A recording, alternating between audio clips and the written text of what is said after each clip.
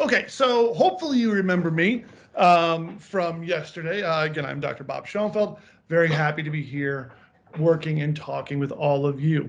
Um, Yesterday we talked about pedagogy versus andragogy. We talked about philosophies of teaching. Today we're going to get a little bit more practical in working with our students in creating our lesson plans, creating our learning objectives or course objectives, because those are also kind of our guiding principles. So what we're going to look at today is, by the end of this session, my goal is that you're going to understand why and how Bloom's taxonomy is relevant in lesson objectives and course objectives. You are going to be able to evaluate the various levels of Bloom's taxonomy and how they are reflected in your classrooms and your classroom expectations. And at the end, I'm going to provide you with a significant amount of resources for you to start improving your own learning objectives. And I'll go through some of those examples at the end. And again, as always, my goal here is not to change your values or your perspectives as teachers or as educators. My goal is to provide you with more information, and like a salad bar, like a good salad bar or a good buffet, you take what you like and you can leave the rest behind. So that's kind of my goal here. And as always, questions are welcome. I provide 2 different times where you'll be able to ask me questions. So in terms of Bloom's taxonomy, I think most educators are familiar with it a little bit. I think most of us have seen it. Maybe some of us have significant experience with Bloom's taxonomy, and maybe some of us just kind of know it a little bit. But this is what we're looking at right here, this pyramid structure.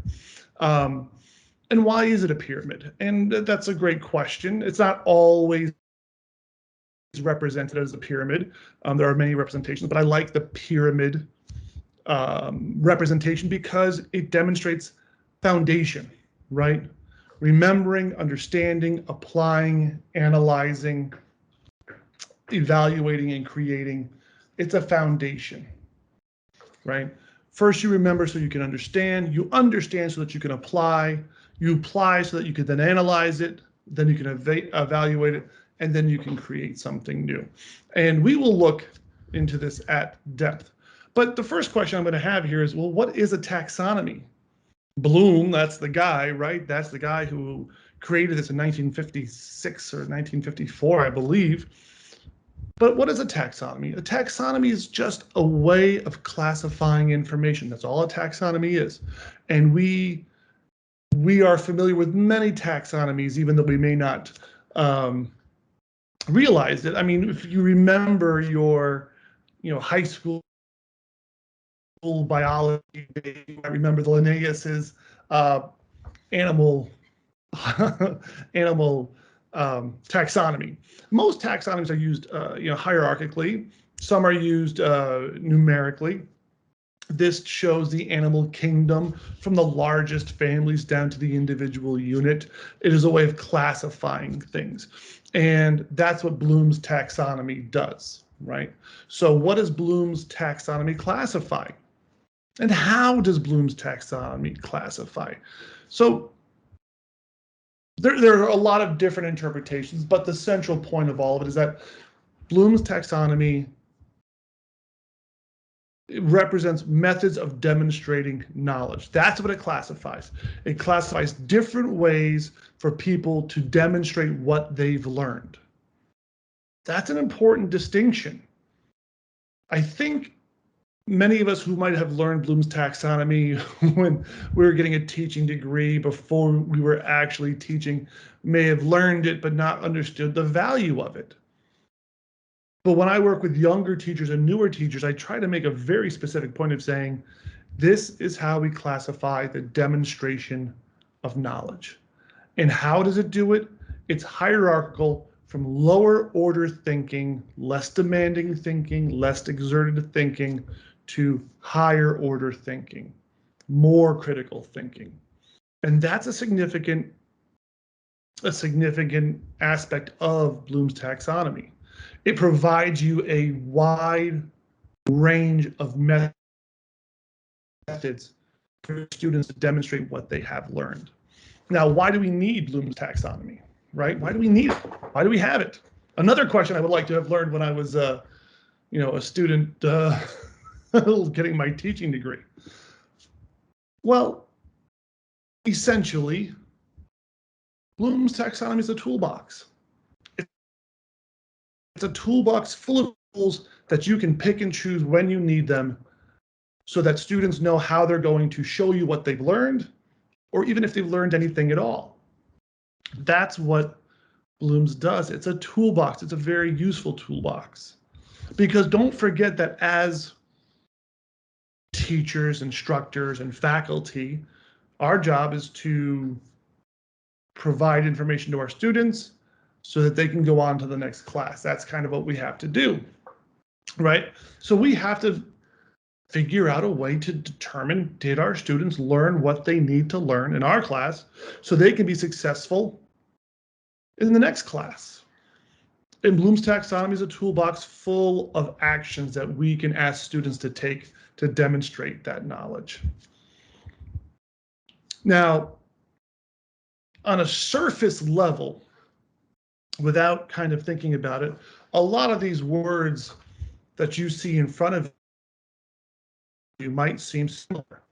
Define and understand and summarize and explain and contrast, and then, oh, maybe evaluate and develop are a little bit more difficult. But each of these have discrete, distinctive meanings of how a student would do each of these, right?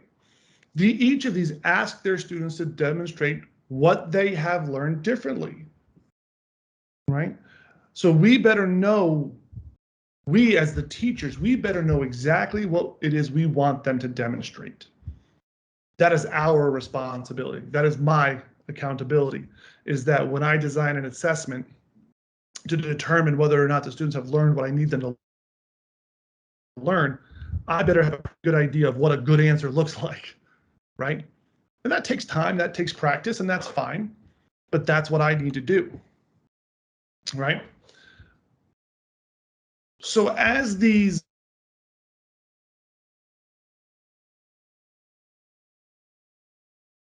something, right? But as these get more, ooh, hello?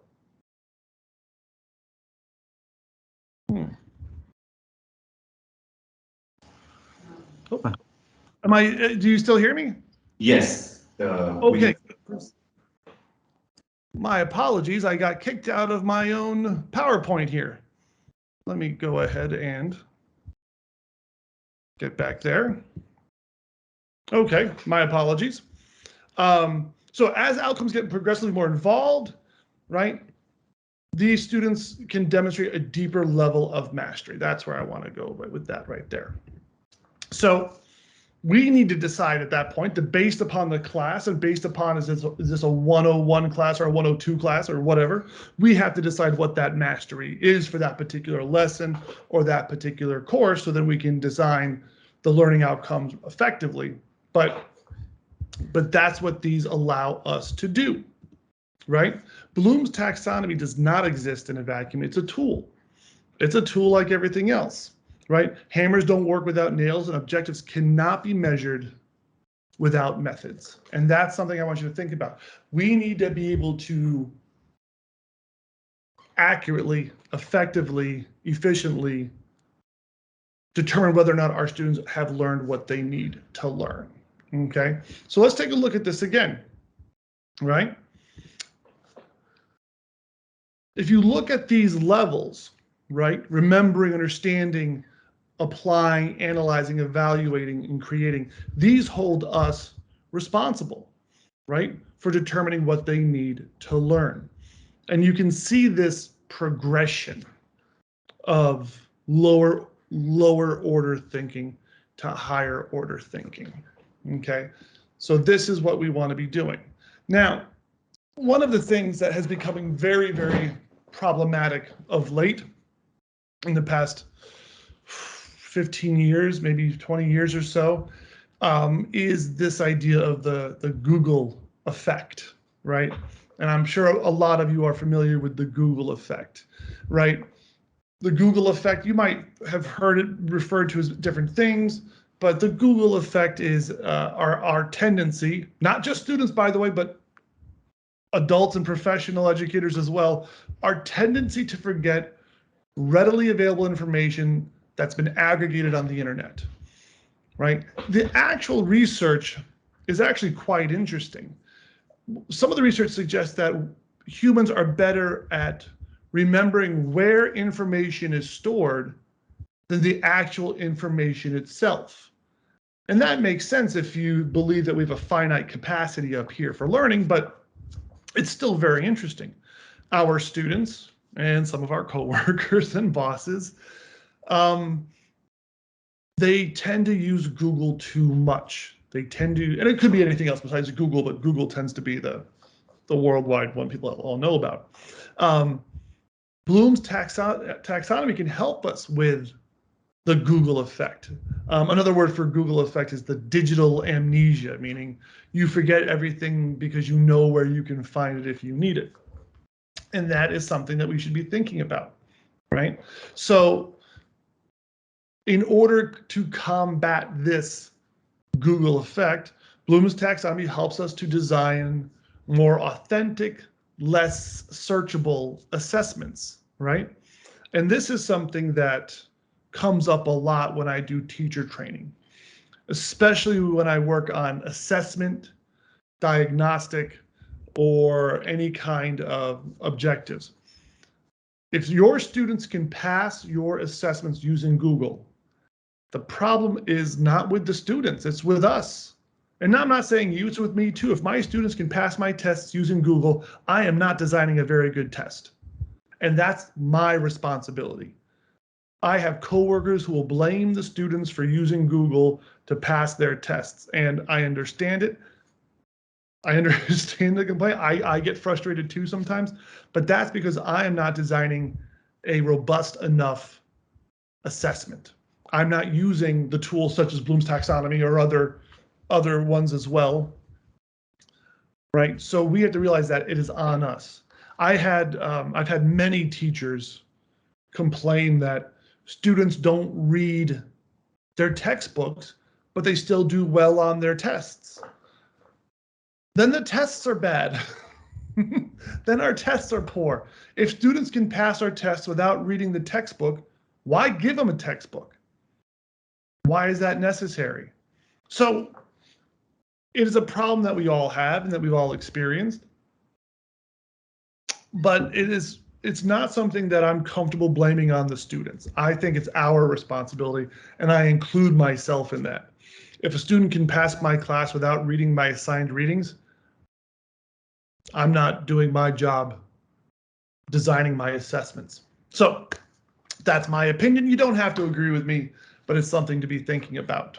So here we have again, I keep showing you this because I want this to start coming back to you. I keep showing you this because I want this to come back to you. Now, each of these levels are important. Each of these levels here are important. Each level is a foundation to another set of skills, right? And even the top, even this creating part, even this part is a foundation for the next class that students are going to take. So think about it like that. And by the way, that doesn't mean that remembering is not a useful domain to assess. Of course, it's very useful.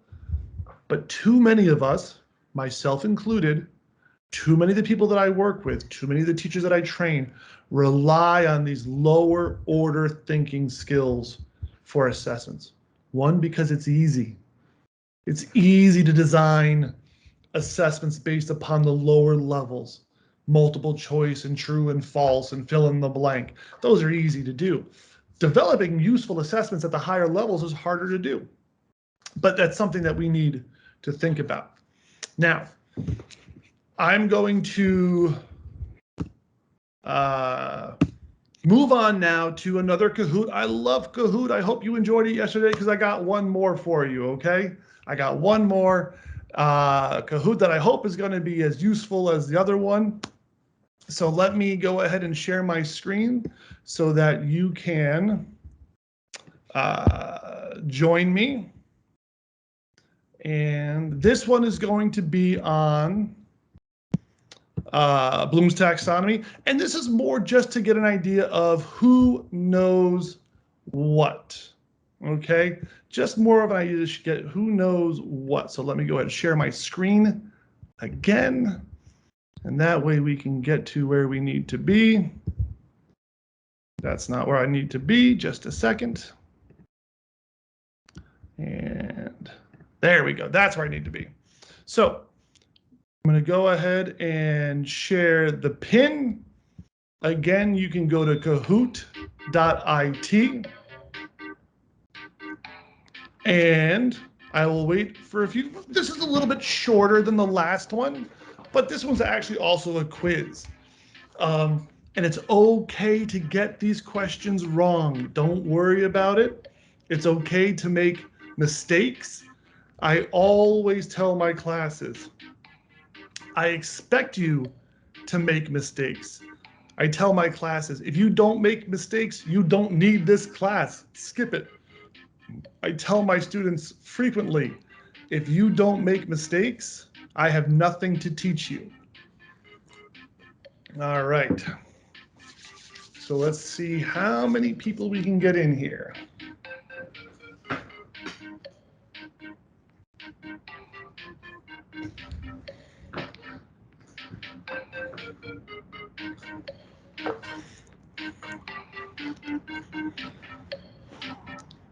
All right. We'll wait just about one more minute for some more people to jump in.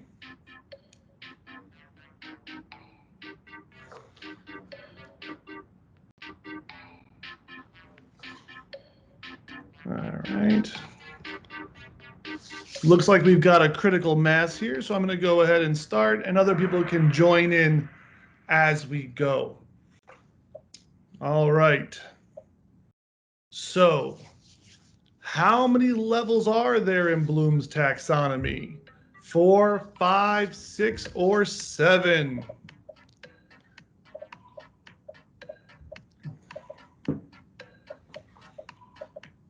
This one I hope is easier. I hope most of you get this one correct. Most of you got it, well, half of you got it correct, okay. Good. 20 of you got it correct with 6. There are 6 levels, and they go progressively from lower order thinking, the lower 3, to the higher 3, which are considered higher order. Okay, let's see. Points. All right. I like competition. Let's go to the next one. True or false? Another term for the Google effect is digital insomnia.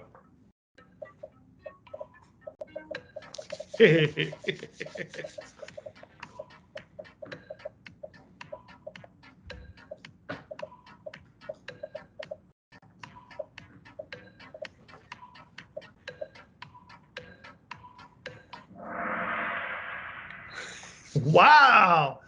Yes, okay. It is false. The other term was digital amnesia. Digital amnesia. I did try to trick you. I am somewhat dastardly that way. Okay, let's see. Scores. All right. Ooh, Noreen takes the lead. 1,643 points. Just barely taking the lead. Okay, next question.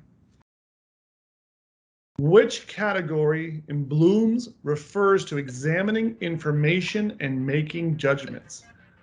By the way, it's okay if you get these wrong. The journey is more important than the destination here. It's the thinking that I like. Examining information and making judgments. Judgments is the key word there. Let's see. Excellent. 26 of you said evaluating. Excellent, excellent. So what does that do to our, ooh, Noreen still in first place. Very impressive, very impressive. All right, let's continue. Question number 4. Which category of Bloom's taxonomy refers to using information in a new but similar way?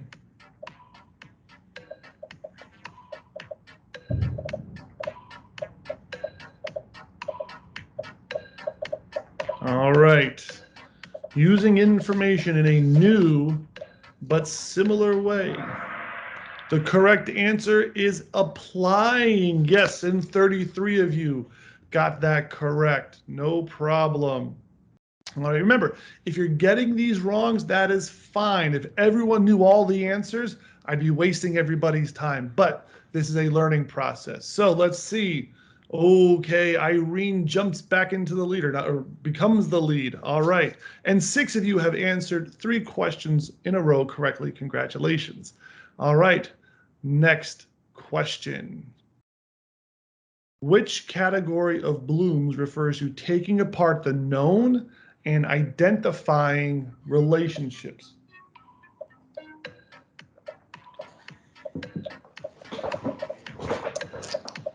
Taking apart the known, what you know, and identifying how they relate to each other. Let's see here. All right. Ooh, a lot of people picked understanding. A lot of people picked analyzing. But as you can see, the correct answer is applying. That's what we do. We apply knowledge to a new situation, right? Applying is taking what you already know and using it in a new situation. In order to apply something, first you have to remember it, then you have to understand it. And if you remember it and you understand it, then you can apply it in a new but similar situation. All right, nice. I like when people get things wrong because it makes me feel useful. I don't know if that's a good thing or a bad thing. Next one. Ooh, Swarna jumping up 3,800. Very impressive. Okay. 5 players just dropped their answer straight. Don't worry, there's more questions. Here we go. Question number 6. Which category uses solve, relate, teach, and use to demonstrate knowledge? Which of these would use solve, relate, teach, or use to demonstrate knowledge? All right. Oof. Applying. Here we go. Applying. Absolutely. Here we go. Next, we're going to say 21 said analyzing, which makes sense. I kind of understand that, right? But before you can analyze something, you have to be able to apply it. You have to be able to solve something, relate something, teach something, and use something. Using something, use is the key word here. Use is to apply. Use does mean to apply something. Now, some of you might also thought, well, we used answer to apply before. I do that sometimes. I try to trick people. I apologize. Next one. All right. Here we go. Question number 7. Which category uses design, plan, invent, and develop to demonstrate knowledge?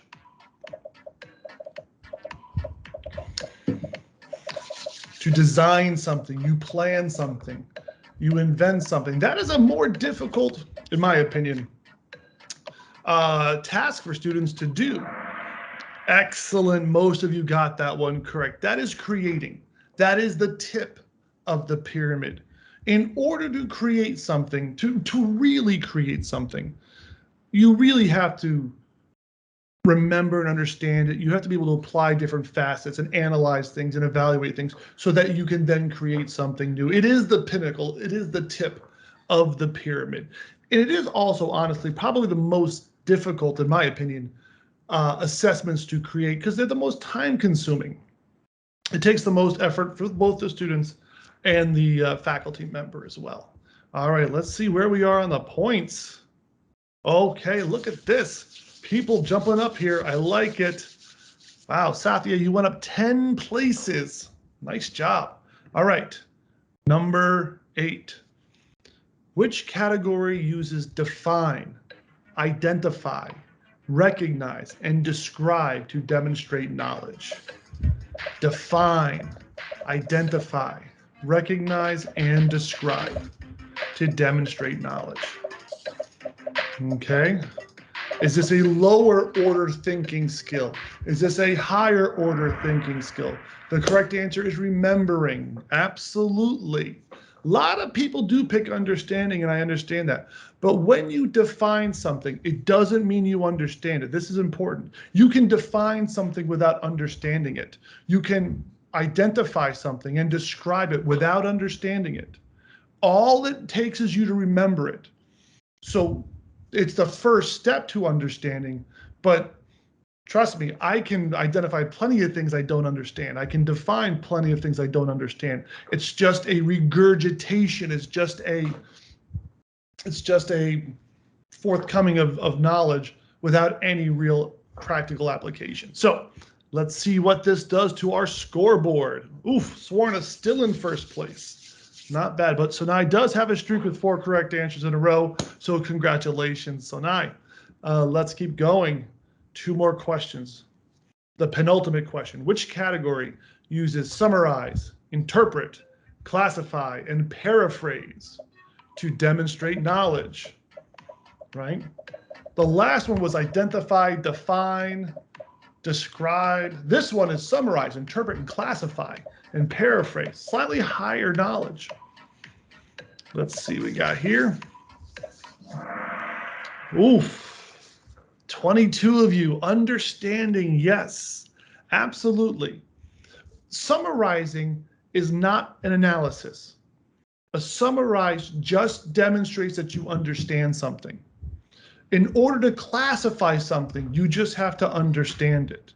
In order to paraphrase, you just have to understand it. It is not a demonstration of analysis or application. Okay? And it is, by the way, it is okay to disagree with me on these things. This is Bloom's taxonomy. It is okay to disagree, but you're disagreeing with a guy who's been dead for 50 years. So good luck. The ultimate, let's check out the scores first. Rupa Peter jumping into the lead and the 9th question at the 12th hour. All right, let's see what we can do with the ultimate question, the final question. Put the following stages in correct order from lower order to higher order functions. It means to put them in order, meaning tap the color of which one comes first and which one comes second, third, and fourth. So the color of the stage that comes first, that's what you're going to type or tap.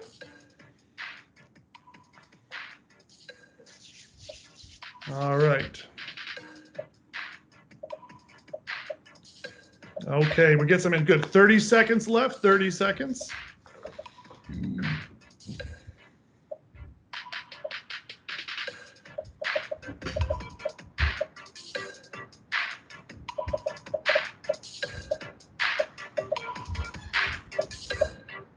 Okay, about 10, maybe about 10 seconds left. Let's see what we can do here. Which one goes from the lowest order to the highest order of thinking? All right, the correct order is green, red, yellow, blue, understanding, applying, analyzing, and then evaluating. Now, of course, there's 2 more. There's the bottom, which is remembering, and then there's the top, which is creating. But most people remember those. I wanted to see who could remember the middle of the pyramid, the guts. Let's see what it does to our final scores. Rima, congratulations, 3rd place. HR, I don't know if that's human resources or a nickname for somebody. And 1st place. Rupa Peter, okay, congratulations. Runners up, 4th place, Swarna, 5th place, looks like GK. Now, usually what happens is the person in 1st place should get a raise. I can't authorize that, but I think you should give all of these people raises for doing so well on this on this quiz. Yes, they all deserve raises. In fact, all of you do. All teachers deserve raises. Okay, let me go ahead and shut this off, and I will go back to my screen. But congratulations to everyone. And we're going to go back here, and I'll get my screen going. Let's see here. Okay. Oops. I got to do that. And I do. Let me get my. Here we go. Okay.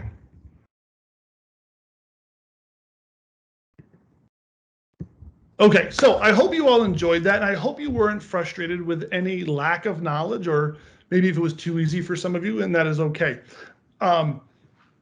Again, as a teacher, I always find that I don't want all my students to always get the right answer. It's a class of learning, and if everyone has all the right answers all the time, then I need to make my assessments more difficult. So I'm glad that there was a variety of answers. I'm glad that I hope some people learned some things through this activity. And I think Kahoot is a great way to engage an audience. But we're going to go ahead and move on to look at Bloom's. And so before I showed you the pyramid, this is another view. It's not always represented as a pyramid. Sometimes it's just represented graphically like this. This is another orientation. And I want you to notice that first category. Again, Bloom's has been around for 65 years, probably. So it has gone through iterations. And one of the few ones people notice is that the base of the pyramid, or that first level, the first domain, is sometimes represented as knowledge, sometimes it's remembering. It's the same purpose. It's information. It's information, possibly without understanding, but certainly without application or analysis. So you'll see knowledge, you'll see remembering. It's the same set of skills that we're going to look at. So you'll see here we have knowledge and understand, apply, analyze, evaluate, and create. And you'll see here that we have a list of action verbs, verbs that we would put into a learning objective that we want our students to be able to do, right? If we want our students to demonstrate they have knowledge, we would ask them to define something, or explain something, or recognize something. If we wanted to take it a bit higher, if we wanted to determine if they understood the content of our lesson, we would ask them to summarize it for us, right? Or paraphrase it, or compare it and contrast it, right? If we wanted to move even higher up that hierarchy, and we wanted to determine what they've learned in our class, we can see if they can apply it by solving a problem, right? By completing something, by using a skill, by teaching that to somebody else. That's another thing that we can do. And for this one here, what I like to always emphasize with apply is, when you ask someone to apply something that they've learned, it has to be to a similar situation. To be fair to the students, it has to be to a relevant, similar, but new situation. It has to be tangential. And those are kind of lower order functions, right? They're important, by the way. I'm not saying these are not important. These are very important. And we should be using these to evaluate our students, to determine how much they're learning, but we should not be limiting ourselves to these. We want to go up to those higher order thinking of analysis by asking them to correlate something or devise something, right? Or make a conclusion. Conclusions are great for having them analyze, right? The information, the content. You cannot make a conclusion unless you've analyzed the information. Right? And then you can bump it up a step more. You can ask for an evaluation. You can ask for criticize. And I use the term criticize in the scientific method form, not in the popular criticizing being negative. Criticizing just means to look at with a critical eye, right? You can ask them to judge something or defend something. And you cannot judge or defend anything unless you have previously analyzed it or applied it, and certainly if you don't understand it, right? So you can see how these are all based on each other. They're all a foundation for each other. And then the last part, and the part that I acknowledge is the most difficult, the most time consuming is asking them to create something. These we usually say for end of term projects, a culmination of a semester's worth of work when you create something. That being said, I've known teachers who will have students create something once a week, and they're fantastic. So these are things that I want you to be thinking about. Now take a minute and think about a class that you're teaching last semester, this semester. Think about your objectives. Think about what you expect them to be able to do.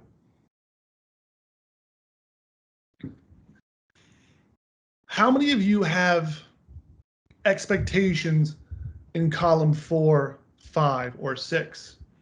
I'm sure some of you do, maybe all of you do.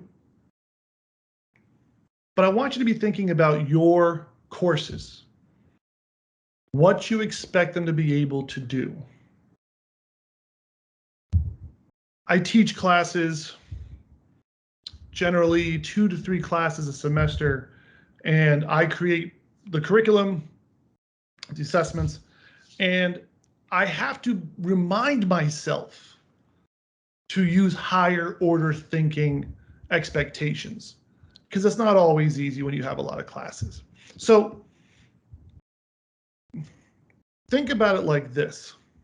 Here we have this guy just running, jogging, right? Which is important, right? Running and exercising, these are important things, right? And you want to do that. But if you want to get to this, if you want to get to be able to run more, if you want to be a sprinter, it requires more effort. Not that running and jogging is not important, but if you want to get to be a sprinter, it takes a lot more information, a lot more effort, right? You move through these stages, just like you move from someone who can jog to someone who can sprint. You move from someone who has knowledge to someone who can create. And we need to process this as educators. And we need to think for ourselves, for the classes that we teach. We know our students, what are they capable of doing? What is reasonable for them?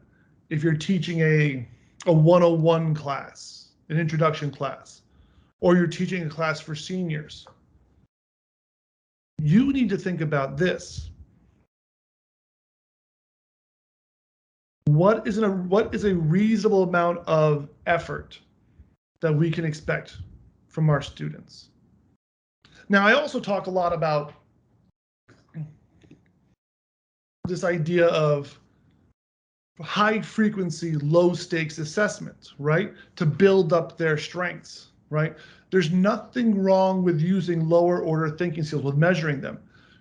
These are the ones that I tend to use with higher frequency. I will try in a 16-week course, our semesters are 16 weeks.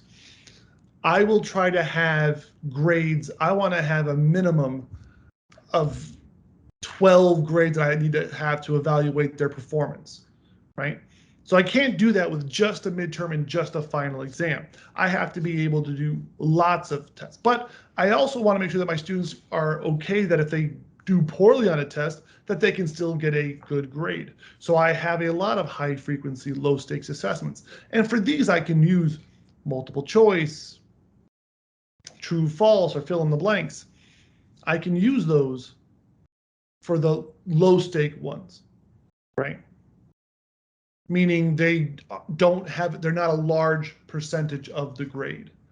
But for the high stake ones, the ones that have more value, I will try to use higher order thinking ones from the analysis, evaluation, and creation levels of that pyramid, because they lend themselves to culminating activities, to culminating assessments. So I don't want anyone thinking that you should avoid the lower order. You should use them, but do not depend on them. Do not depend on them. But some teachers do. So how do we, if you are someone who's been using lower order thinking domains. How do we change that? How do we evolve that, right? How can we shift from one to the other? Okay, so let's take a look at an example here. So in this example, we have a learning outcome. Students will identify the 3 methods for calculating population density. Okay, that's fine. There's nothing wrong with this one. There's nothing wrong with this. Okay. However, it is not very cognitively exhausting, maybe is the word I'm looking for. It is the lowest level on the pyramid. So think for yourself. Take a minute, take a second here. What else could you ask them to do instead of identify? What else could we do here? I'll show you my example in a second. But identifying is good. What else could we have them do? We could have them do something from the understand domain or the apply domain, analyze domain, evaluate, create, right?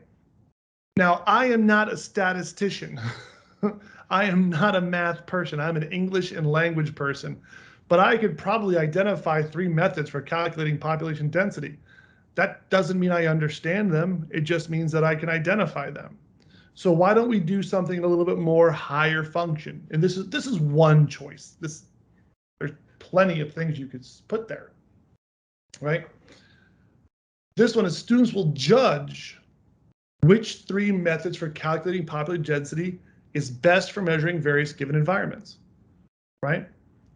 This one, by saying judge, by using judge, you are assuming that they know it and that they understand it and they can apply it and that they can analyze it.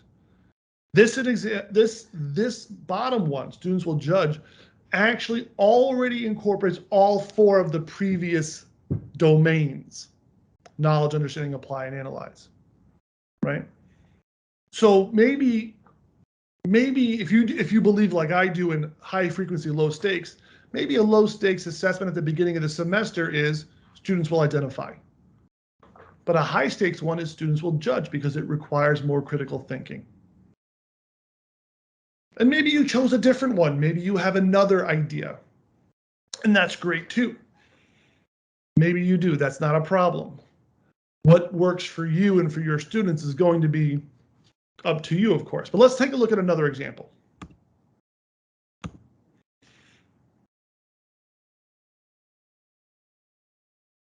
Here we have students will classify various circuits into one of the 5 main categories of electrical circuits. Great, there's nothing wrong with this one. This is fine, right? Classifying demonstrates that you understand it. It demonstrates that you have the knowledge of it, and it is a perfectly reasonable, acceptable learning outcome. But it doesn't really require that much cognitive effort. So think about what else you could do. What could you choose from the 4, 5, or 6 categories? Oh, I'm sorry, domains. You could pick something from analyze, you could pick something from evaluate, you could pick something from create. What I have here is students will design a circuit for each of the 5 main electrical circuit types. Now, what people say here, and you're right, is that these are different levels of knowledge, and that's true. So you have to decide, is this a reasonable expectation? And maybe for your class, if you were teaching this class, maybe that's too big a jump. Maybe that's too big a leap from understanding domain to create domain, and that's okay. You need to find out for yourself, from your students, what is a reasonable jump from the lower order to the higher order thinking skills. Let's do another one.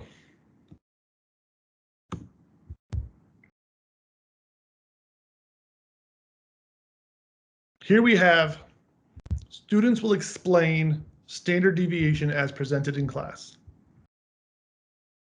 We love explain. Teachers love using explain as a learning outcome, which is fine. Okay. Students will explain it. But let's try to bring that up a little bit more. What could we say? Right, if we wanted to go to the analyze, evaluate, create, maybe we can say something like students will correlate standard deviation to explain the distributions of city population densities based on proximity to water. Because in order to correlate, you have to be able to apply, you have to be able to understand, you have to be able to explain, you have to work your way back down those domains. You cannot analyze unless you know, understand, and can apply. Because you can't do it well and you can't do it easily. Now, I chose correlate for this, but you could really choose anything you wanted to. You could ask students to defend why the use of standard deviation is a useful tool in such and such, right? You could ask them to design something. But again, it's the idea of moving them up the pyramid so that they are using more critical thinking skills. Okay, last one. Last one.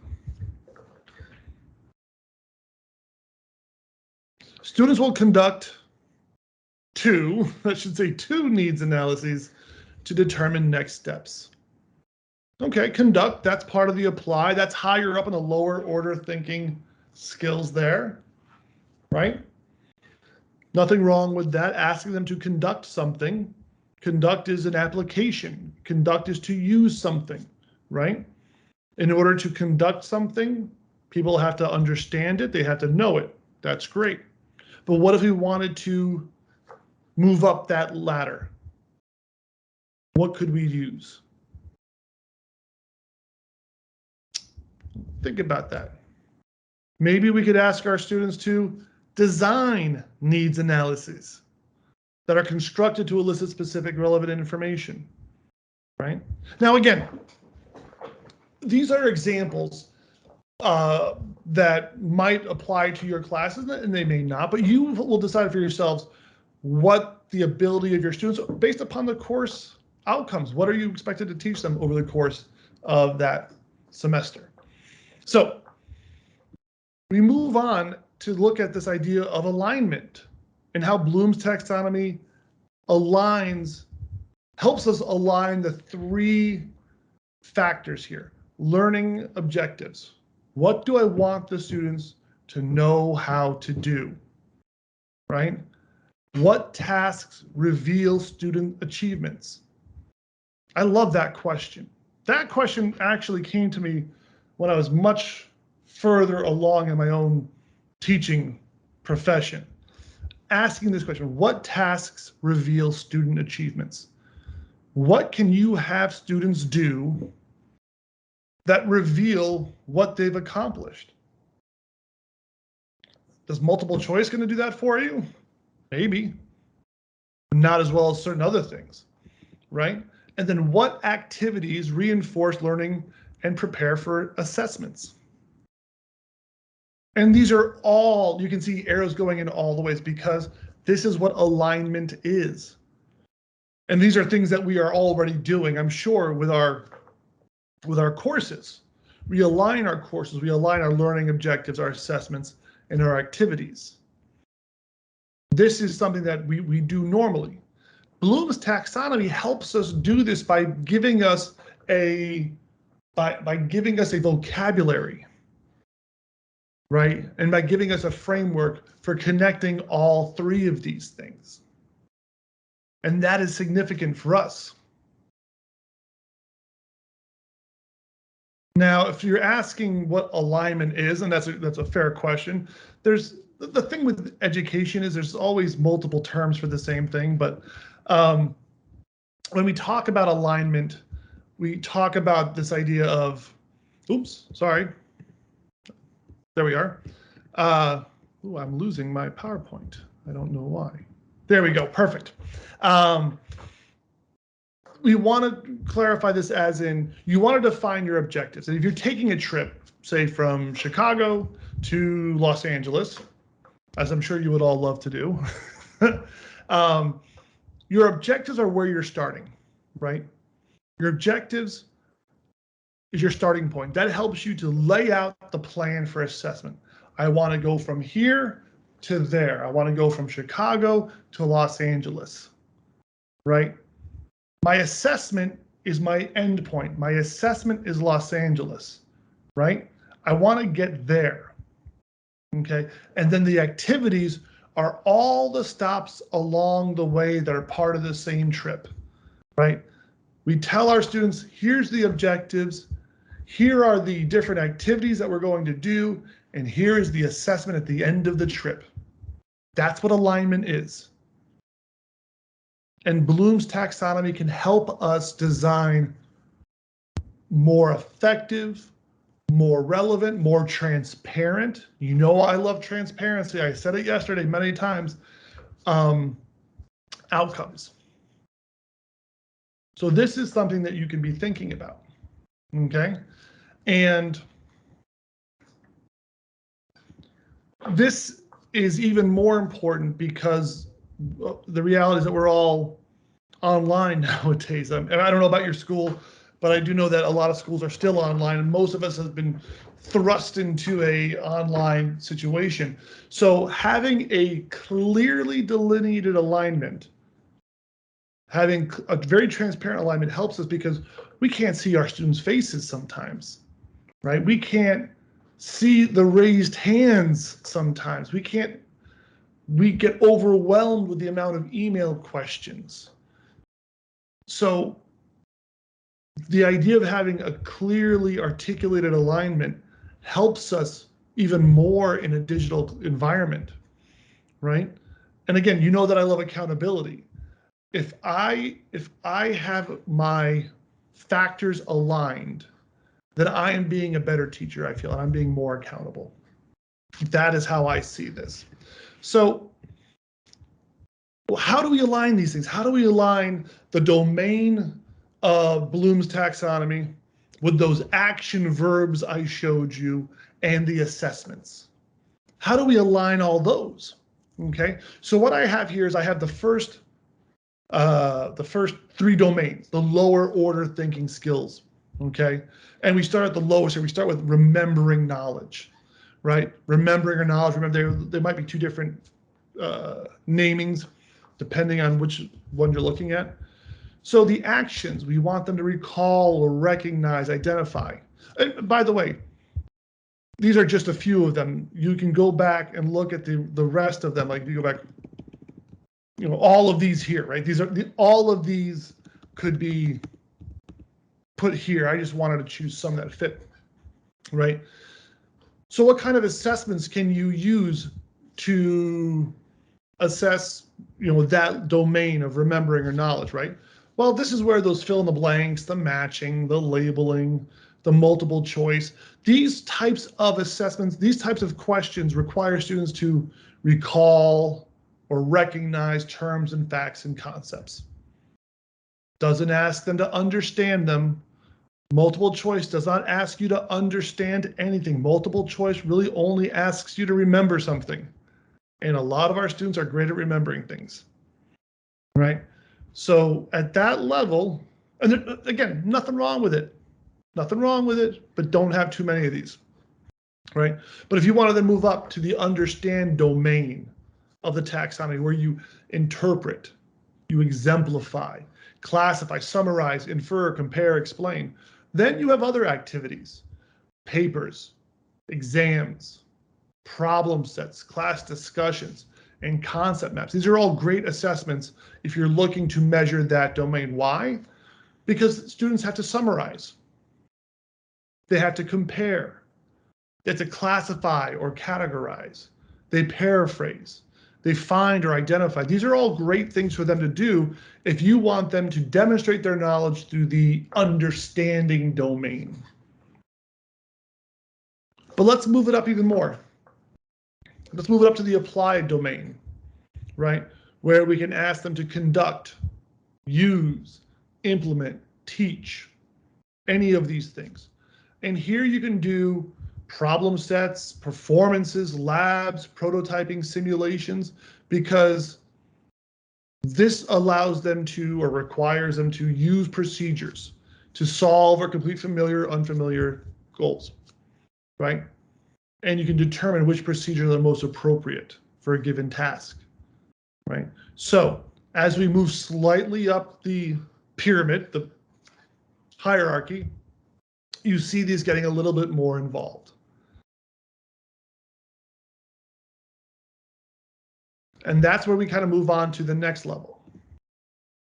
Okay, so as you know, we go from remember or knowledge to understanding, to applying, and then on to analyzing. And this is where you can differentiate, you can organize, you can attribute, right? And here you can assign activities or assessments like case studies, critiques, labs, papers and projects, debates and concept maps. And you can do these because they require students to discriminate, right? Or select relevant and irrelevant parts, right? It requires a deeper dive into the content, right? It asks students how to determine how elements work together, right? And to determine bias and values or underlying intent in presented materials. This stuff they're not going to get from Google. They can't answer this level of the domain by Googling it, right? They cannot do that.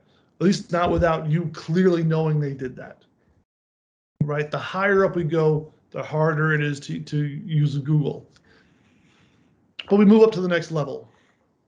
We're getting towards the top here, right? We get to that evaluation domain where we can criticize, positively, we can criticize, we can look critically. We can reframe, we can value, we can prioritize, we can defend, we can judge, right? We can appraise. These are all things we can ask our students to do through activities such as journals and diaries, critiques, problem sets, reviews, or studies, right? And you'll notice that some of these activities will show up at different levels. It's because it's what those problem sets entail and what those critiques entail. What are you asking them to do? They can be used at multiple levels, right? And you can do that because it requires students to test, monitor, judge, critique each of these things. And once they can do all that, once they've remembered and understood, and once they've applied and analyzed and evaluated, then we get to the creation, the pinnacle, the top, where you can ask students to generate, plan, produce, design, develop, right? You can ask them to do things that are predicated upon so many other things they need. Research projects, you can assign research projects, compositions, performances, essays, business plans, website designs, set designs, right? That require students to make, build, design, or generate. These are things we should be thinking about when we want to determine what our students have learned, what our students have gotten from our class, whether we think their students are ready to move on to the next level. Because remember, the next class is going to be predicated upon students learning X amount of knowledge in your class. So we don't want to pass on students who can't demonstrate that knowledge. This will help you do that. And I'm going to show you some skills and what you can do to do this more easily. But just remember, these are your classes. These are your students. You know the curriculum, you know the course objectives, you know the lesson objectives. So you need to figure out you need to figure out what you want these students to demonstrate to you to show that they've got the content. Okay. Before I move on to the next part where I'm going to ask my participants to help me out a little bit, are there any questions or concerns or disagreements or regrets that anyone would like to talk about before we move on?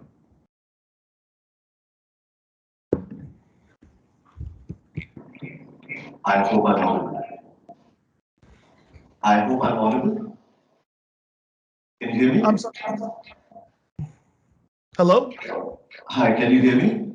Yes, there you go. Okay, yes. All right. First question is, if an instructor has not been privy to Bloom's taxonomy, they don't know Bloom's taxonomy that well, how are they supposed to implement it in a classroom setting with, let's say, 30 to 50 or 50 to 60 students? How can that be implemented? If we're talking about faculty that are not familiar with Bloom's taxonomy, then what has to happen? There has to be some sort of in the institution.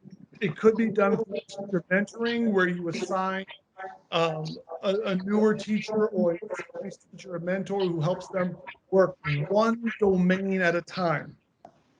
Now, the good thing about this is that even though they don't know, they are familiar with the idea of remembering. They're familiar with the idea of understanding. They probably already do that, but there should be some mentoring then to get them to understand the rest of that pyramid. Because if they don't know about it, if they're not familiar with it, then they can't implement it. I hope that helps a little bit. Yes, thank you so much. Sure. We have another question Yes. by Ms. Noreen Aziz. The question is, what is your opinion about the use of mind maps in the process of learning? I think mind maps are fantastic if they are used the right way. I've seen mind maps done effectively and efficiently. The graphics that clearly help students grasp concepts, but it is not. I've also seen it done by people who aren't really that familiar with mind maps, and therefore, like everything else, if you know what you're doing, I find them to be very, very useful, and I would encourage the use of mind maps. But again, that's a skill that has to be developed. If there's people that can help out, and if you have someone who has done mind maps successfully, and you could record it and let people watch it so they can develop their own skills with it, then I'm a big believer in them. Thank you so much. Another question is it required to follow the hierarchy judiciously, or can we jump stages and say, move from understanding to creating, depending on the needs of the students? Great question. I believe, and people will disagree, that I believe that you can jump levels based upon the needs of your students. I believe that our students, in terms of what they acquire, it's amorphous, and they don't acquire everything so systematically. So I believe that you can jump from understanding to creating carefully and well thought out. You absolutely can do that. I know other teachers who don't think it's a good idea. I do. If your students, if it benefits your students, then yes, I say go crazy, enjoy it, have fun with it. Yes, 100%. Thank you so much. There are some criticisms to Bloom's taxonomy in terms of that learning is not exactly sequential and it is too precise. So, how do we give room to flexibility in Bloom's taxonomy? Yes, there are different paradigms to it. There are different domains where we can be a little bit more flexible with students. But is there a proper process where in a classroom environment we can go off the cuff and still follow the structures of Bloom's taxonomy? So how do we inculcate flexibility in it? Oh, yeah. So flexibility, is a personality trait. People are flexible. Some people are flexible, some people are not flexible. I'm a very flexible person. So you heard from my last answer. I believe you can jump levels, skip levels, go backwards based upon the needs of your students. So I believe that flexibility is inherent in education, because I agree, learning is not systematic. It just isn't. With 30 people or 50 people in your classroom, not everyone is going to proceed at the same rate, at the same speed, in the same order. So I believe in promoting the idea of amorphous learning. Amorphous meaning it's not unstructured, because we are all moving in the same direction, but it does allow for latitude. It does allow for flexibility. It does allow for individualization. And if I had another hour and a half, I would talk about differentiated instruction and the value of differentiated instruction. But we need to, I believe that we've got to get comfortable with this idea of flexibility in the classroom and not feel that Bloom's taxonomy is rigid. It's clearly delineated. Yes, of course, it's clearly delineated, but the application of Bloom's taxonomy is as flexible as we want it to be. That's my personal belief, and someone who's less flexible with me might disagree. Thank you so much, sir. We have another question. Sure. So sometimes students, let's say, don't do well in the remember domain, but they will do well in the creation domain. Now, if Bloom's taxonomy is a hierarchy, and if we don't, as instructors, don't do well in the remember part, and we somehow find students that are doing well in the creation part on their own.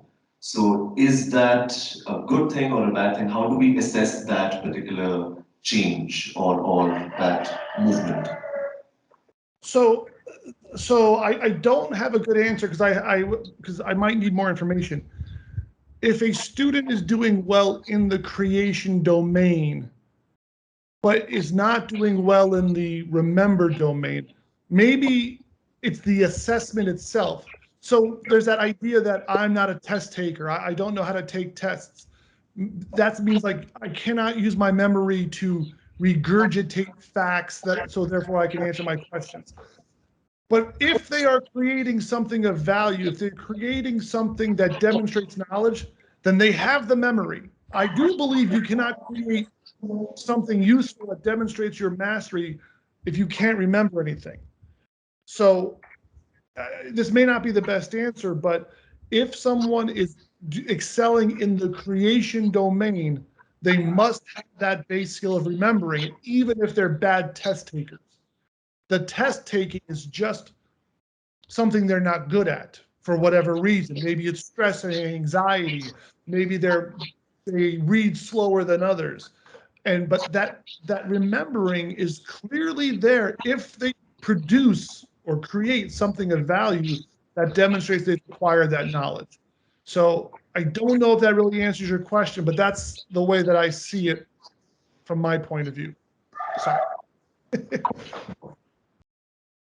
So we have another question. They just keep coming in. Pointers. What can be great pointers on how we can adapt higher order thinking assessments in an online space, specifically for online classes? I'm sorry, you broke up a little bit there. Can you repeat that for me, please? Yes. We need pointers on how we can adapt higher order thinking assessments in an online space for online classes. Gotcha. Okay.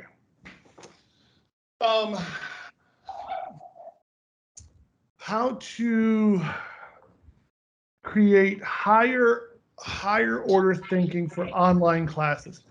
That's a great question. It's a very long answer. I would like to be able, if possible, I can send you some information on that, which will be much quicker than trying to remember it. I do have some information on it.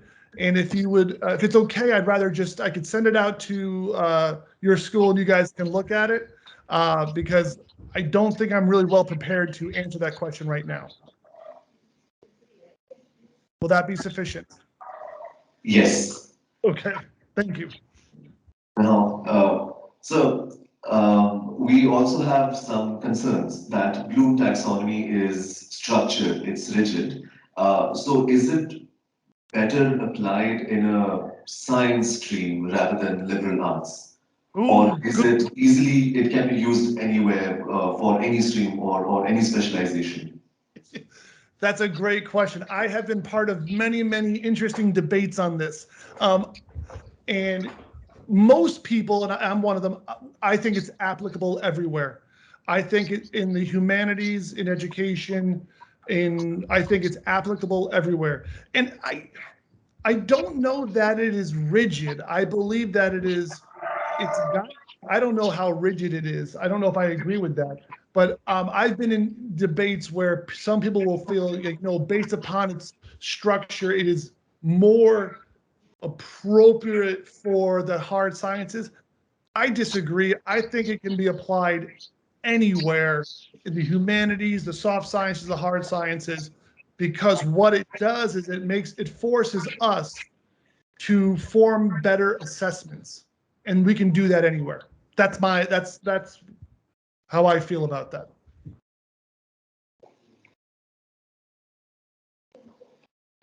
Thank you so much, sir.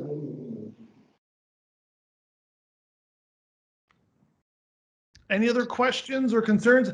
We will have some time at the end for more questions, but if we're ready, I can continue and move on. So we're ready to move on. Okay, great. The last thing I'll say about the questions I've answered, it's okay for you to disagree with me. It's okay for you to have your own opinions. You're all professionals. You all have your experiences. What I say, again, it's like a buffet. Take what I say, what I like, what you like about what I say, take it and use it. And what you don't like, well, have a reason why you don't like it, but then you can decide whether or not you want to use it or not. We are all individuals. We have our own styles and perspectives and strengths, and I'm just sharing mine with you, the way that I see this. After 20 years teaching, it's been a long time. Okay, let me go ahead and get my PowerPoint ready here. Okay. Okay. Sorry, here we go.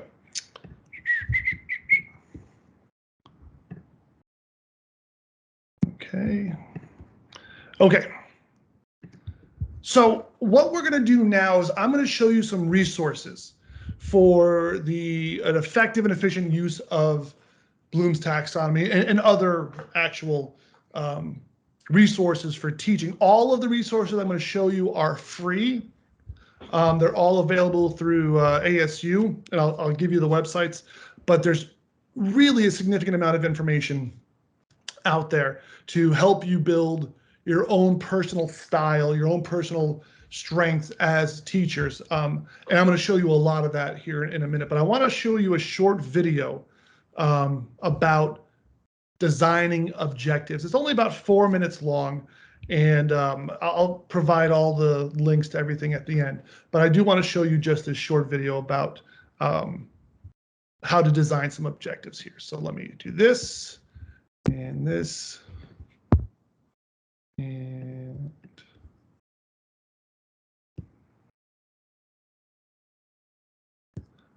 okay, let me share my screen. And I will show you a lot of this stuff here. So if you see something interesting and I zip past it, don't worry.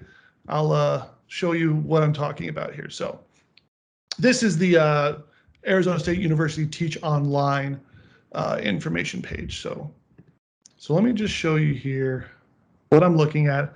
And this is a short video about learning objectives. In this overview, we'll explore the importance of learning objectives when creating a learning experience. By the end of this, you should be able to identify what makes a good learning objective, match verbs to Bloom's taxonomy, and write your first learning objectives. Good learning objectives should be clear, concise, and measurable.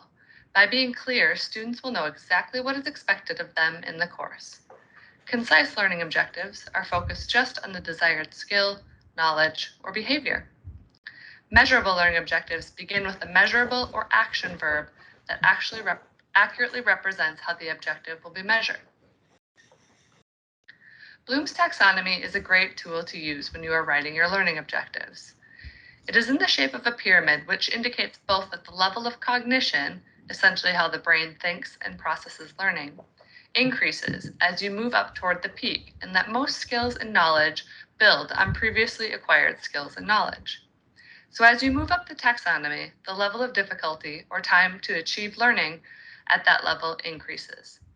There are 6 levels of Bloom's taxonomy: remember, understand, apply, analyze, evaluate, and create. At the bottom is remember, which is where learning objectives and aligned assessments will ask the learner to recall facts and basic concepts. At the top is create, where the learner will produce new or original work.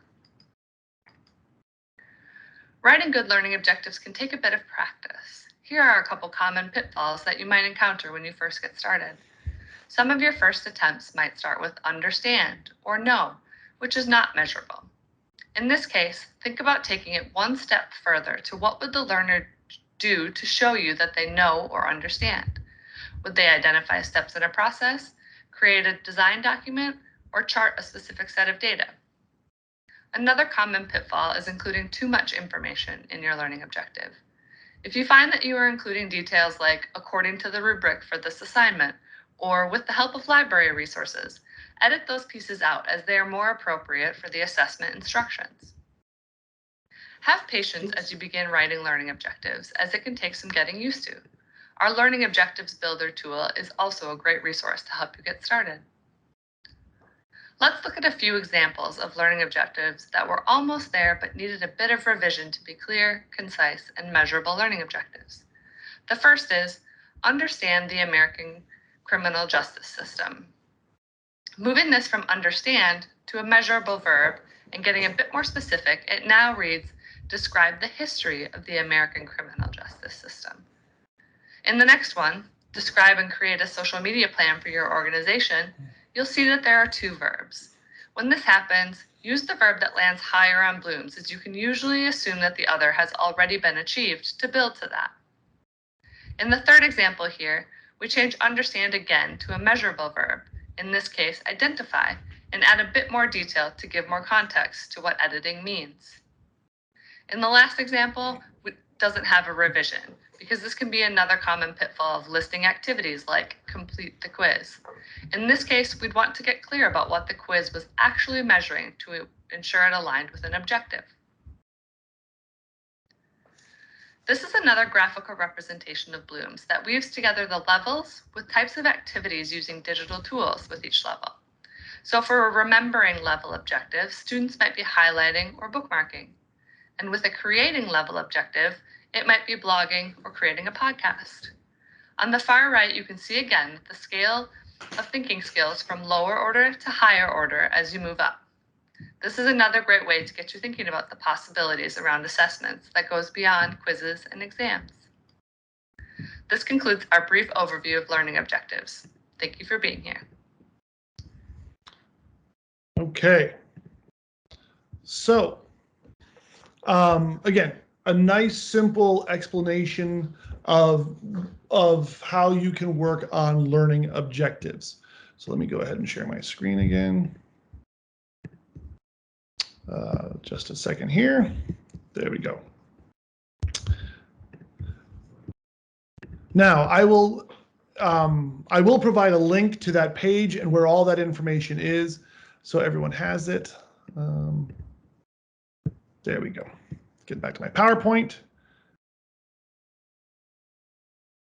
Okay, so we're actually going to take a look at the ASU Objective Builder, and when you get there and you take a look at it, it provides you a really solid background about the learning objectives. Learning objectives are statements that describe the specific knowledge, skills, or abilities student will be able to demonstrate in the real world as a result of completing a lesson. Learning objectives should not be assignment specific. However, an assignment should allow students to demonstrate they have achieved the lesson objectives.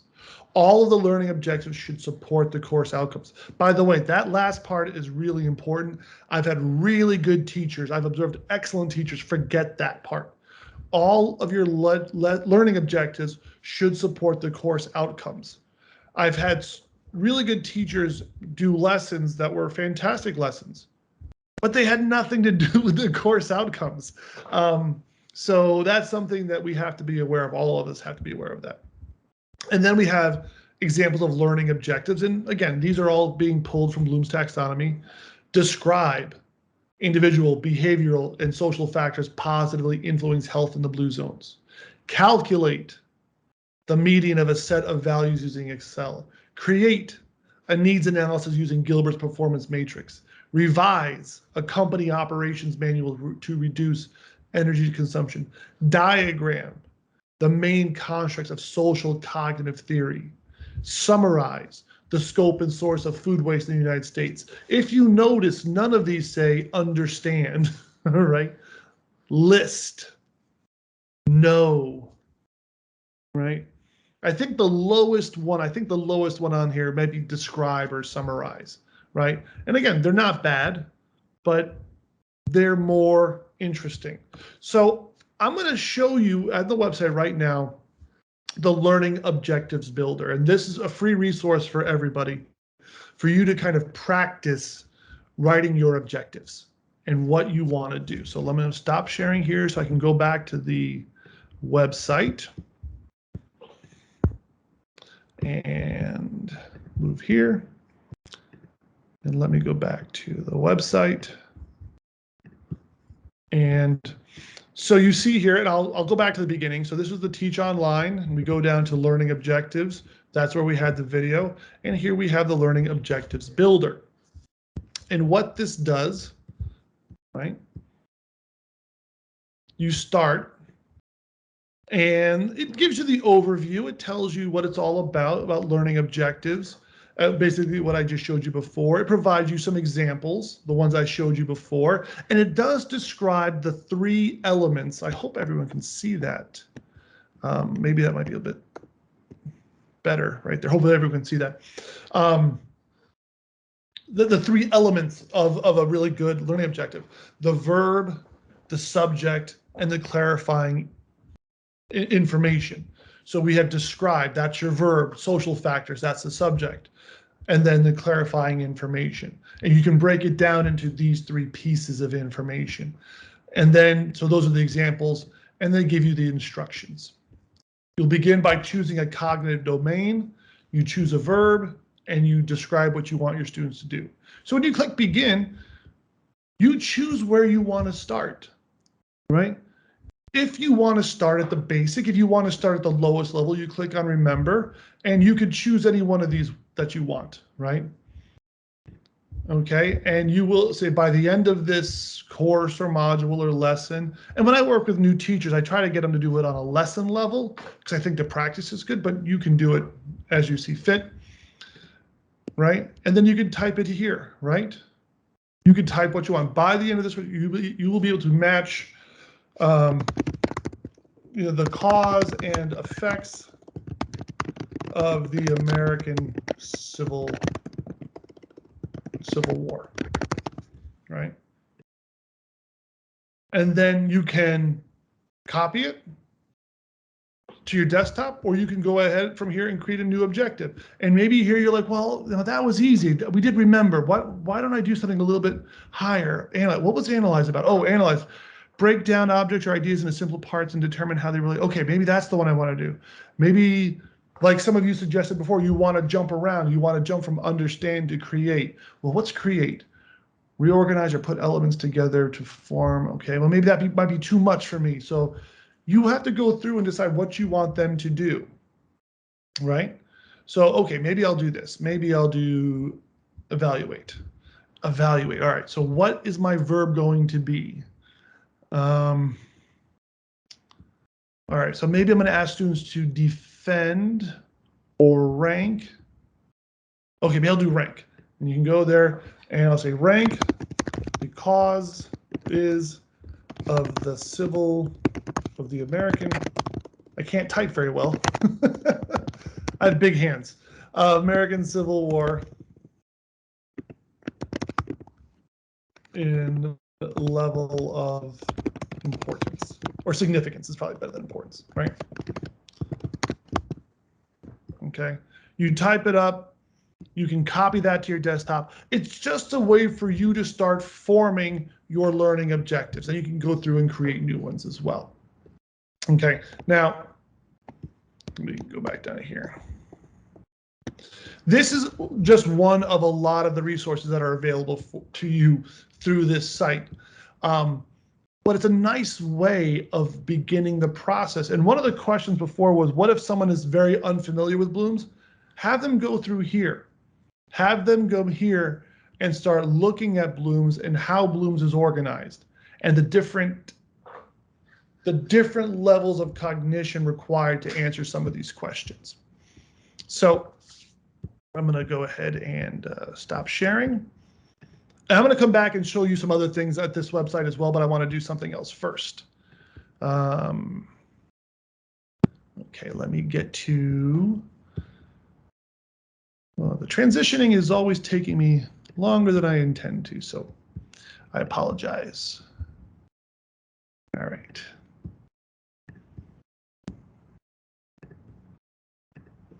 Okay, so now that I've shown you that, let's practice this. Okay, so I have a group of volunteers that are going to help me do this, and I'm going to give you a scenario. This is a linguistics professor needs to determine whether the students have acquired the content from her phonetics and phonology class. Here are some learning objectives that need to be improved upon.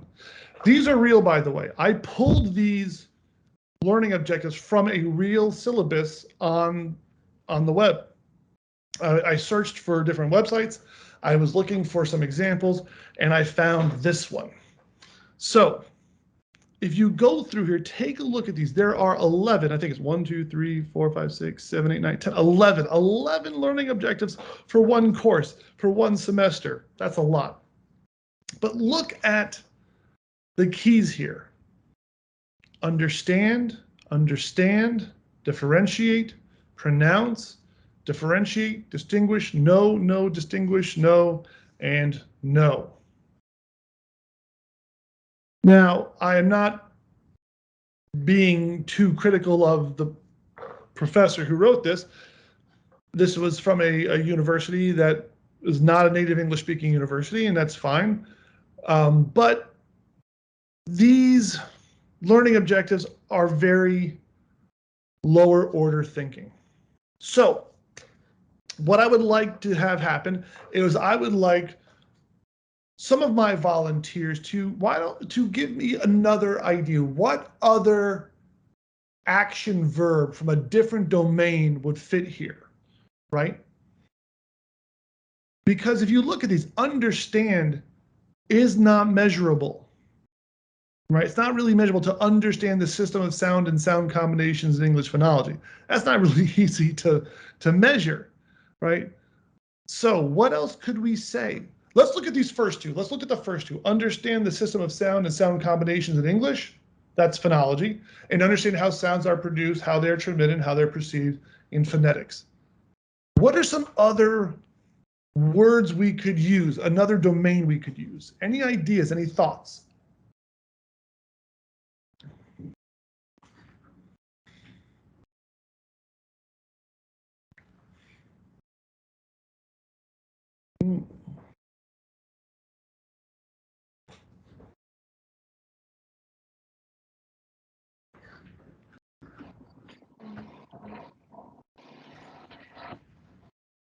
Am I audible? Yes, you are audible, sir. Yes. Maybe we can analyze on top of understanding. That would help. Okay, I like analyze. Can we be more specific than analyze? Can we choose something from the analyze domain? Hello.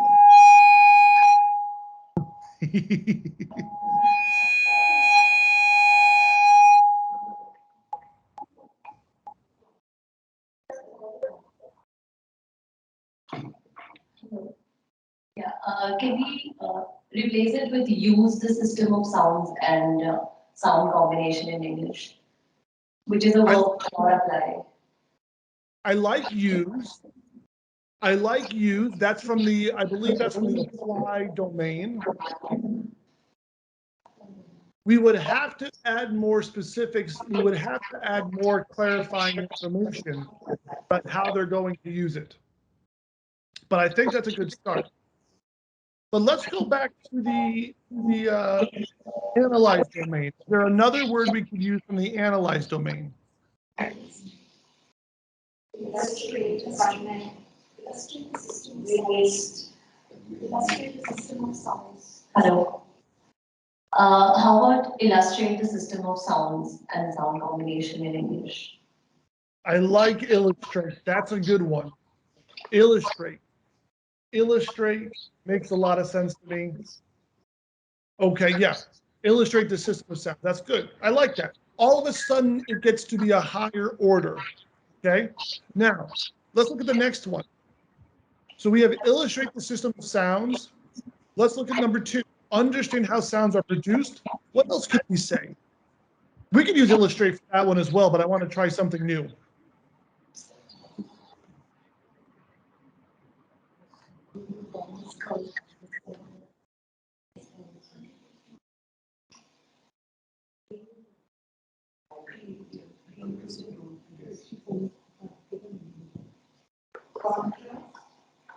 So we have a participant who wants to say something. Nandita Sunil, you can unmute yourself, please. Of course. Thank you, sir. Sir, can we use the word perceive? Perceive how sounds are produced and how they are transmitted. Yeah, I hadn't thought of that before. I'm trying to think of what a good answer would look like. So yes, I'm going to say yes. You could absolutely use that, Steve, but you would have to know what a good answer looks like when you assign that. But yeah, I think that's a good place to begin. I like that. All right, good. Let's move on to the next one. Differentiate between consonants and vowels. Now, differentiate's okay. Differentiate is fine. But is there something else we could do besides differentiate?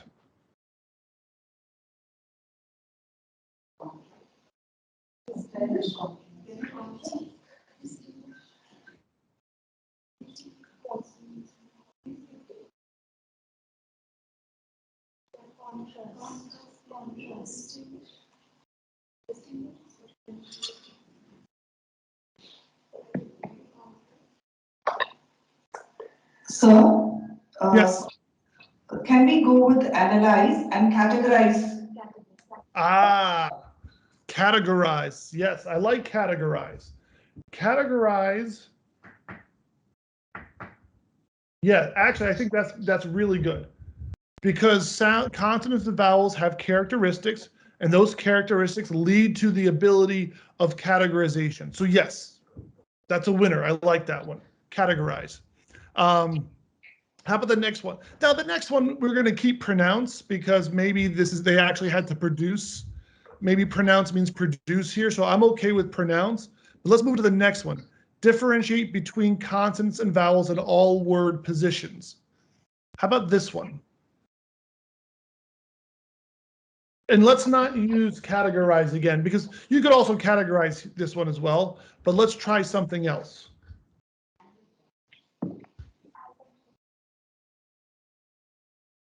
Hello. So, Nandita Sunil, another participant, has raised their hand. Just a minute, we will unmute you and then you can suggest a change.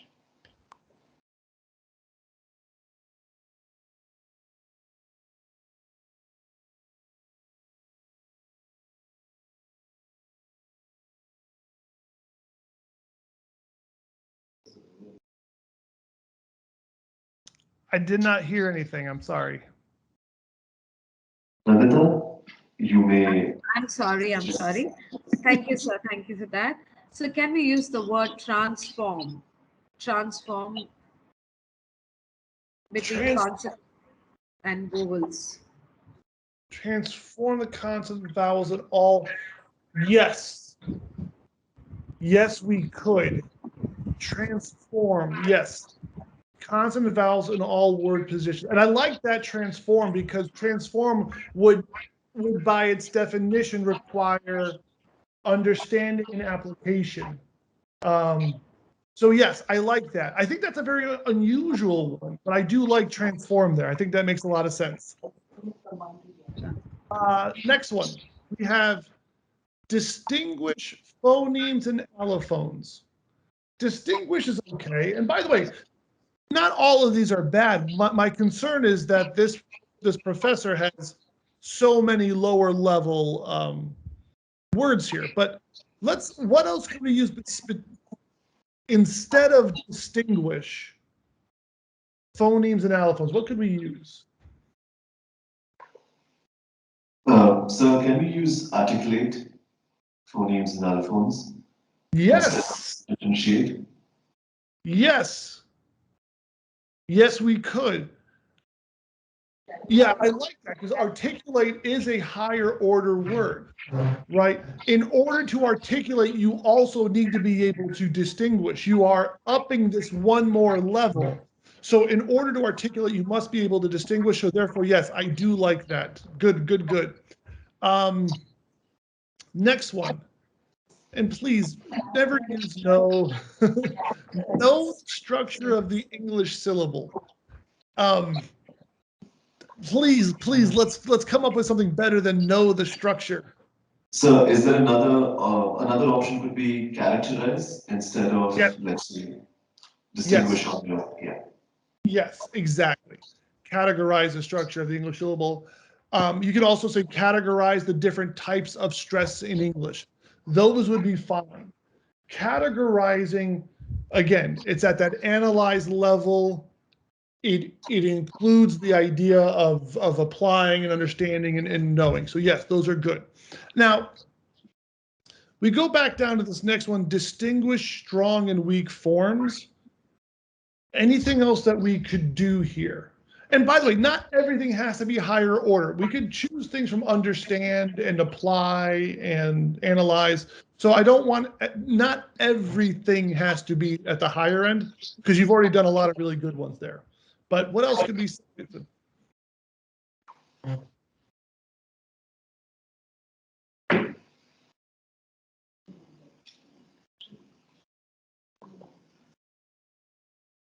So if I'm correct, if we're still on distinguishing phonemes and allophones, am I right? No. We've moved on. We've moved on to distinguish strong and weak forms. If we replace distinguish with strong and weak forms, can we use compare and contrast or paraphrase? Will that work? Yes. Compare and contrast. Compare by definition means look for similarities. Contrast by definition means look for differences. That is a significant distinction between compare and contrast. So yes, compare, look for the similarities, contrast, look for the differences. Okay, we got two left, two at the bottom. Know different connected speech processes and know the different intonation patterns of English. Now, what can we do here? Sir, Yes. is it possible to create role play scenarios to understand the different connected speech processes such as assimilation, elision, linking, etc.? I'm sorry, could you repeat that? I did not hear the beginning. Okay, create role play scenarios for the different connected speech processes. Will that work? Yes, absolutely. Because there's a production involved, right? We're looking at speech processes. So production, a role play or creation naturally fits into this one. And some people are afraid of using the top of the pyramid. They think it might be too much, but as long as you keep it content appropriate and level appropriate, yes, create role play would be perfect there. Perfect there. How about the last one? Know the different intonation patterns of English. Too basic. What can we say?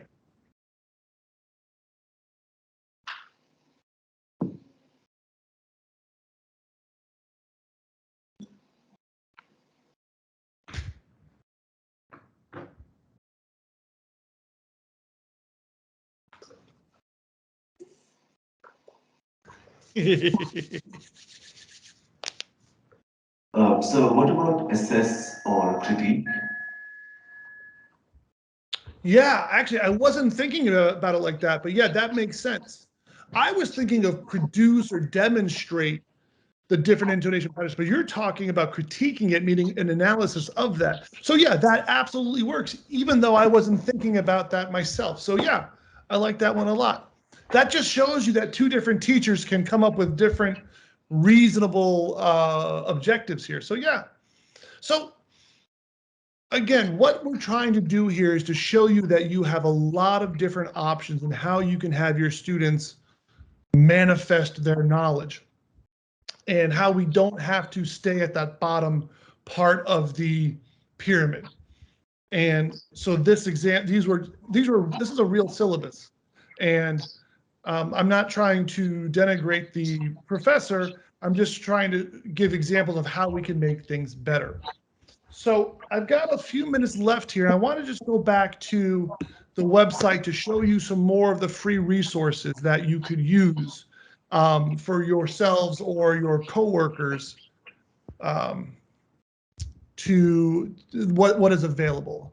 So let me just go ahead and share my screen. And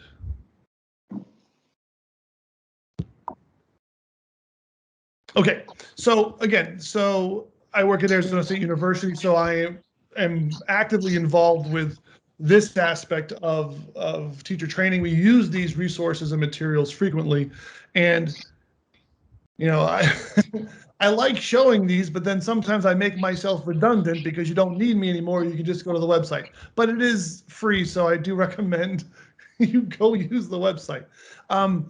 So when you go to teach online, you will see here that they've got an online learning toolkit. They've got how you can use the toolkit. They give you instructions on the best way to go through the content and the materials. There's always a video, like the video that I showed you before. There's additional resources like the objective builder that I showed you. There's next steps. There's alternate resources. So whether you are brand new and you know nothing about a topic, or whether you know a lot and you want to learn more, there's always information that is useful to you here. We highly recommend all new faculty at ASU to start looking at this site. So you can go to how to use the toolkit. You can follow the path. It gives you what you should be doing, how to best use this information, right? And there's more stuff here that I can possibly show you, but I'm going to show you what I can. And then it gives you upcoming webinars, right? Webinars are free. You don't need an ASU ID to log on to them. They're free for everybody. Of course, they're all online. They were online beforehand. They do fill up. They're very, very popular. You can go ahead and register for them if you like. The time difference might be a problem for you. That's just the reality, but they're really well done. Some of them are fantastic, some of them are okay. But you can go through here and click on learning design, learning objectives, online assessments, digital course materials, course communications, online lab. One of the good things about my university is that we are one of the 3 largest universities in terms of population. So we have thousands of faculty and staff members that create this content. One thing I want to show you, which I think is excellent, is this one right here. This is Foundations for Excellent Online Learning. I actually took this course. It's a free course. When we moved online, I wanted to be a better online teacher. So you can take this course. It's free. You do it yourself. It is self-paced. Takes 5 or 6 hours, and you get a little digital badge that you can say that you accomplished this task, this course while at through ASU. I have it on my CV because it was very useful for me to begin thinking about my teaching in an online environment. So you can see that it's free. Anyone can do it, and you just enroll and go for it. So these are different things that you have access to here. Oops, sorry. I think I lost my spot. There we go. There's also ways to do group work online. There's ways to establish your presence, how to be professional online here, as well as how to engage people through videos. There's give you little tidbits on how to create videos. There's all sorts of information here. And again, it's teachonline@asu.edu. And you can go through all this content here. And it's useful information for those of us who are doing a lot of online work, as you may still be doing a lot of online classes. So I did want to show you this. I wanted to make sure that you had access to this. And if anyone has any questions, I think we're just about done here. It's a little bit early, but no one ever objects to a presenter ending early. They only object when we go over. So if there are questions or concerns about my content, thank you for hosting. Then I'm happy to answer questions or talk about. So Yes. there's a question on what, according to you, could be the main guidelines for framing a course outcome. What are the, say that again, please. According to you, what could be the main guidelines in order to create or frame a course outcome that would later obviously help when we are creating a learning objective based on Bloom's taxonomy? Yeah. So the course outcome, the course outcomes are usually given to us by the department. The department usually has a course outcome based upon where that course falls within the progression of a degree. So we are usually given our course outcomes that will fit within the framework. So once I have those course outcomes, I reverse engineer back down to my lesson plan. So I've got my course outcomes. I have to say, what assessments do I need to demonstrate whether or not they've learned, they've mastered these outcomes? But for me, the outcomes are handed to me because the course fits within other courses. Most of the faculty that I work with at ASU, they don't create their own course outcomes. They create the curriculum for the course outcomes. They don't create the course outcomes. Is that, I don't know if that's different from where you guys are. No, it makes sense. Thank you. Yeah. So there's another question. I was curious to know your opinion on the matter. Is that in a digital world, especially during the pandemic, classes are online, and with online classes, students are able to buy online essays, get their homework done remotely. They don't even have to lift a finger. In a situation like that, what are the matter of ethics when it comes to teaching, or how relevant could be face-to-face physical classes rather than online classes? Where do you stand on that matter? Where do I stand on ethics? I'm in favor of ethics. There is a reality that I believe that most people, most of our students are decent students who are going to do the right thing. I believe that there's a smaller percentage of students who are willing to violate the rules of academic integrity, who are willing to purchase, you know, an essay or grades. We have at ASU problems with this. And the way that we address this is we have to find out, why are they doing this? Why are they looking elsewhere? Is it laziness? I think that's the easy answer. I don't always buy that. Is it pressure? Is it financial pressure? Is it peer pressure, family pressure? I think that we as institutions have to be better prepared, be more proactive in reaching out to students and talking about ethics and academic integrity from the very beginning, at the beginning of the semester. We do academic integrity workshops with with American students, but also with international students, because ethics might be different in different countries. So I think if the students are violating our policies or they're acting unethical, it's our responsibility to provide that leadership to say, you might be tempted to do this, and this is why you're not going to do this. We have the resources so that you don't need to look elsewhere. That's where it's more work for us. I know it's more work for us, but that's what we have to do. We're the adults. We're the professionals. We've got to create enough resources for them where they don't feel they have to go look elsewhere. And then, and this is the even harder part, when someone violates a tenet of academic integrity, we've got to be pretty clinical in our punishment, not emotional. They break a rule, there's a set punishment, we enforce it. It's not easy and it's not fun, but if a student violates the rules, they've got to be punished for it, and whatever that punishment is reasonable for your school or for your department.